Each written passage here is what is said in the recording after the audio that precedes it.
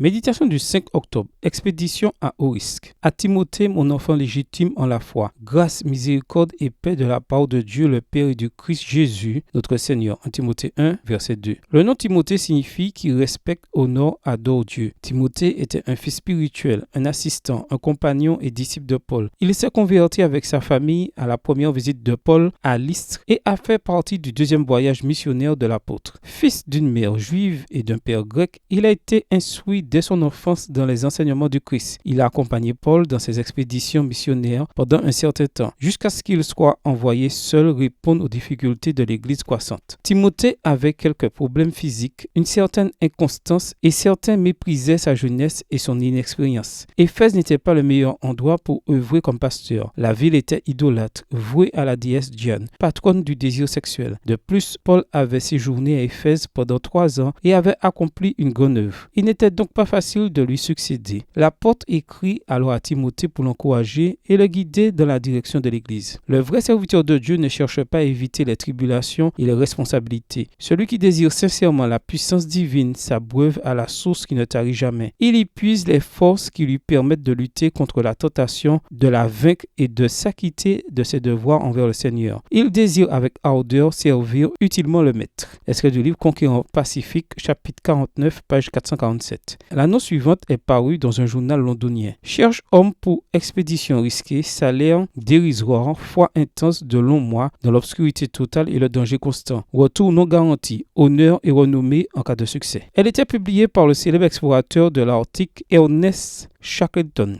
Et des milliers d'hommes se sont présentés. Si le Seigneur Jésus-Christ ou Paul publiait une annonce sollicitant des ouvriers, que dirait-il? Cherche missionnaires à temps plein ou partiel pour achever l'œuvre du Seigneur. Pourront rencontrer indifférence, opposition, persécution, emprisonnement, attaque constante d'un ennemi invisible, martyr. Possibilité que les fruits ne soient pas visibles et que la récompense soit perçue à la livraison du produit fini, au bord du fleuve d'eau de la vie. Quelle serait notre réponse à ce défi? Si des milliers ont répondu à l'invitation de l'explorateur de l'Arctique, des milliers peuvent répondre à l'invitation de l'explorateur de l'univers pour la dernière et dangereuse expédition du plus grand sauvetage de l'histoire. Le prix de la demande est élevé. Inestimable est la valeur de la récompense. Bonne journée à vous et que le Seigneur vous bénisse.